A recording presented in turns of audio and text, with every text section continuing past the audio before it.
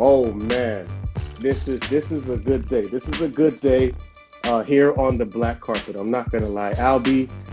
So happy to have you here, obviously, as we host this thing together. But today, I know a lot of times that we talk about sports and we talk about music and so on, Albie. But today we got somebody special. We got somebody that we can get into the meat of the things that really affect us as people. So how do you feel about today and today's guest, Albie? I'm excited. I've been here for 6 years from Massachusetts, and I think he's been doing a great job. So I thank you for coming on, spending some time with us. It's an honor.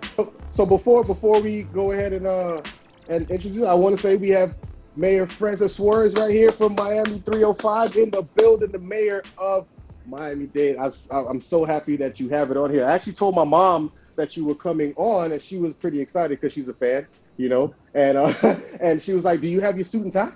I was like, "Oh, Mom, it's a casual show." She's like, "No, you need to have your suit." I said, "All right." So the mayor's coming on, so I went ahead and got my little suit, Mayor. I don't know when, and I got a tie. I was able to put a little. There you go. I don't know if that works there, but is that a little mayorish? Is that That works perfect. That works perfect. That works great. okay? I just wanted to make sure to tell my mom that the mayor it passed the mayor. I approve. Hey, all right. I might go ahead and run for office now. I'm gonna leave that guy to the professionals like you. Thank you so much for coming on to the black carpet. And first and foremost, I want to say, how are you doing? And the family. Obviously, you went through COVID. I want you to say how are you doing, brother? Well, thank you. First of all, it's such an honor to be on with both of you. I'm doing great. I was one of the first people in Dade County to get COVID. I was actually, I think, patient number 2. Wow. It was a little scary at the time and a lot of uncertainty, but thankfully I came through with very mild symptoms. I'm also 43, so I'm in a category of people that oftentimes don't experience severe symptoms, which is great. So I'm blessed. I was able to go through it, and no one in my family got infected. No one in my government got infected. So I was very, very fortunate to go through it that way. All right, we're so thankful that you're able to be healthy and you're back full health. Do what you do in the city. The next question, just to follow up on that, from obviously you being the second patient and up to now, are you encouraged by how Miami-Dade is handling this particular pandemic with obviously what you guys had to do with the schools, with how they are now open, bars, clubs, so on and so forth? Are you encouraged? How do you feel about that process? Well, first of all, this has been completely unprecedented. I never in a million years, being the mayor of Miami, thought I would ever have to deal with anything like this. This is like a hurricane that hasn't taken 2 days, it's taken 6 months. And so it's been incredibly stressful. So many of our residents have lost their jobs, have lost their ability to provide for their families. And so it's been tough, and a lot of that is balancing the healthcare concerns with the economy and allowing people to work. So that's been a delicate balance. We've been trying to do the best that we can to get to hit the right, make the right decision so that we're not overdoing it on one or the other. But there's no manual for this, so you get elected and your only manual is your conscience, your faith and your intellect. So that's I just try to do everything I can to be as pure as possible in my decision making so that it's done for the benefit of all my residents. Albie, jump in there. I know you got something for the mayor. So during this pandemic, we know that some of the people that are most at risk are those in the front line. Would you be able to speak about that? Yeah, one of the things that we saw in our contact tracing is that the professions that had the highest rate of getting infected were healthcare workers, were our police officers, and our firefighters. So it's very upsetting to know that some of our employees are the ones that are the most vulnerable, the ones that are most exposed, and it's sad. They're working hard, they want to protect us, and yet they're risking not only themselves but also their families. So it's a tough time for them as well. I have some people on the front lines, nurses and doctors are in the family, so we definitely understand their stresses, and we want to say thank you for everything that you guys do for them. All right, so I got some good news and I got some bad news, right? All right. Good news, the Heat are in the NBA Finals. Great, right? Great news. Bad news, we're not able to host it as a city. True. Able to host it as a city. Now, my thoughts when I was bringing you on, obviously as a diplomat here, there's so many people that would have been flying in. The city would have been going crazy. How would you have prepared for that? I know you wish that's what your plans or you would have been doing other than dealing with the pandemic. So I know as you sleep at night, you see the Heat in the finals, and you know what would you been doing if the Heat were here and you would have been able to host the finals in your great city? Yeah, it's sad. And, obviously, hopefully we win the finals. And then the question becomes, how do you have a parade, right, for the champions? Mm-hmm. So, those are obviously tough decisions. But, we had the Super Bowl this year. At the beginning of the year, people forget because we've gone through so much this year. But we had the Super Bowl in January, and Miami was rocking. Miami was on fire. And it was awesome. I mean, we are a town that had the most Super Bowls in the history of the NFL. We know how to throw a party. We know how to have a good time. And so, that's something that we do naturally. We also do it safely. And we're very blessed to have had a wonderful time with the chief that I had, the police chief, and with our police department that does a great job. So, what we always try to do is have a safe, fun, enjoyable experience.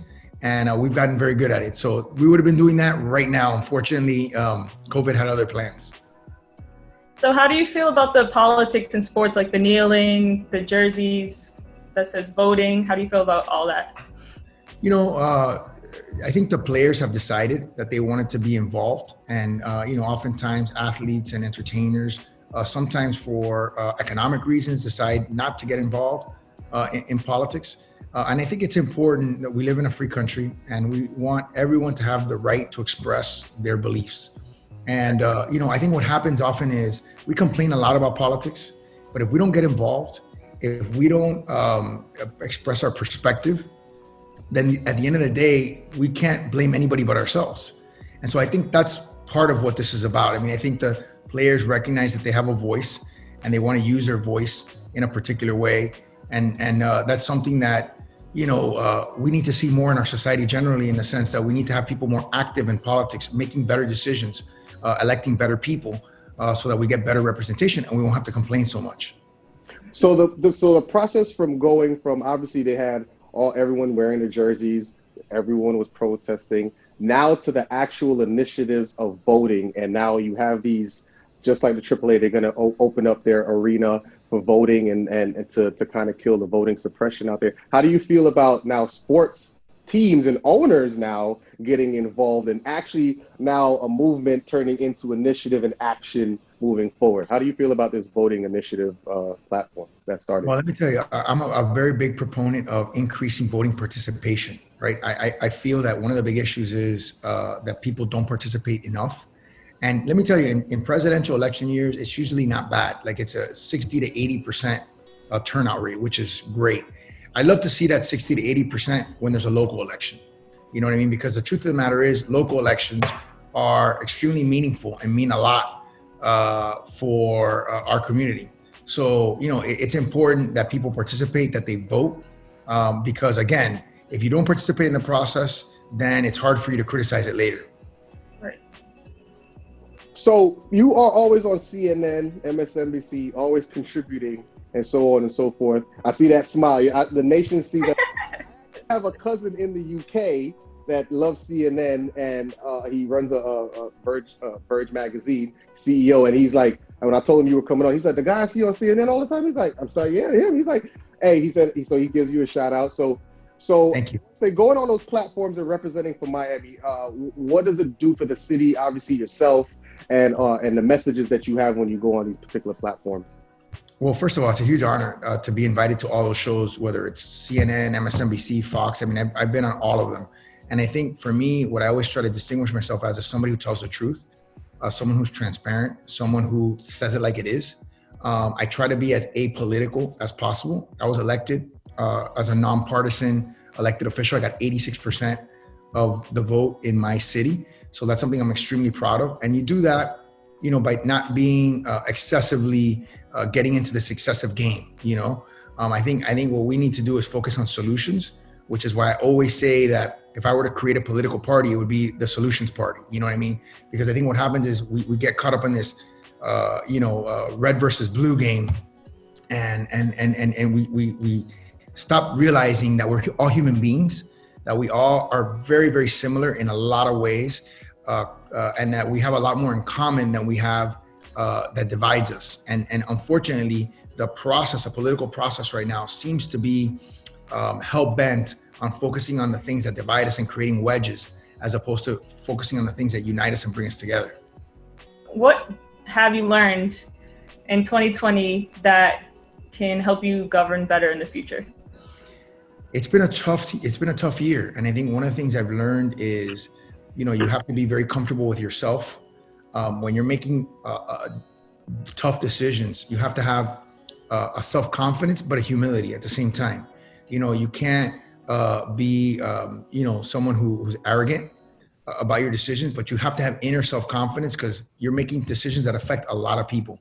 And if you're not confident in your decision, there's going to be people that criticize you. There's going to be people that criticize you harshly. And if you're not comfortable with yourself, if you're not confident in your decision making and who you are, you're going to get torn apart.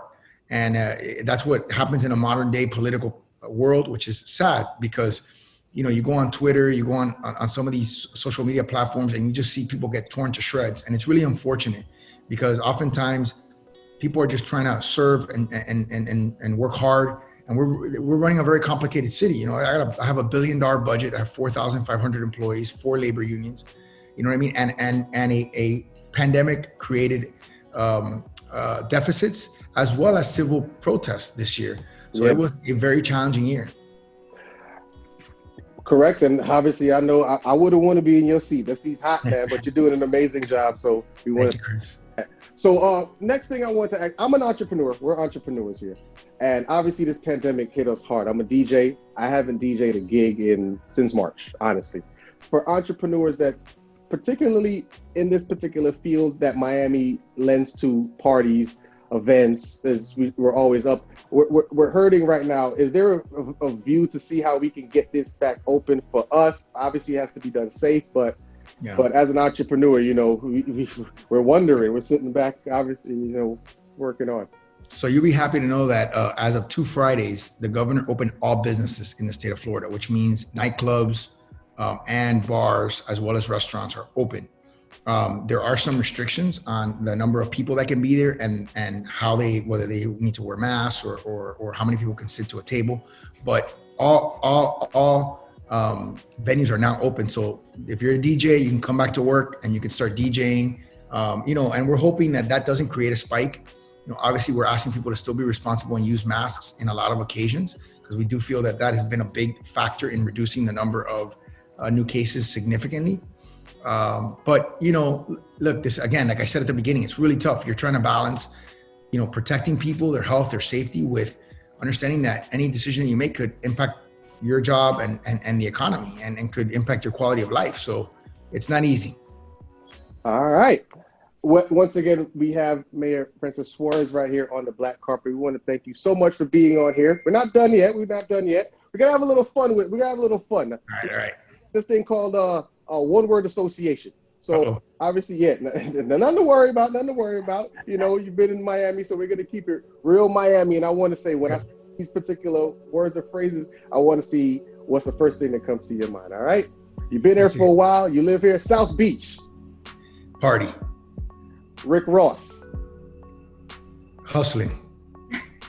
Cafecito. Rico.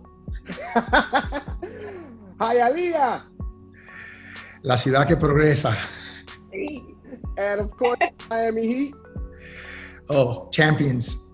And the black carpet. The best. Hey. Oh, Mayor, we want to say thank you so much for coming on the black carpet. You were amazing. Thank you for answering a lot of these pointed questions. We know it's a tough job that you're doing, and I know your time is very pivotal. We want to say thank you so much. And we're here, and we would love to have you back. I'd love to be back. Sounds good. Good luck, and keep doing what you do. Thank you. For the election. Thank you, guys. Have a good one. Bye-bye. Good seeing you.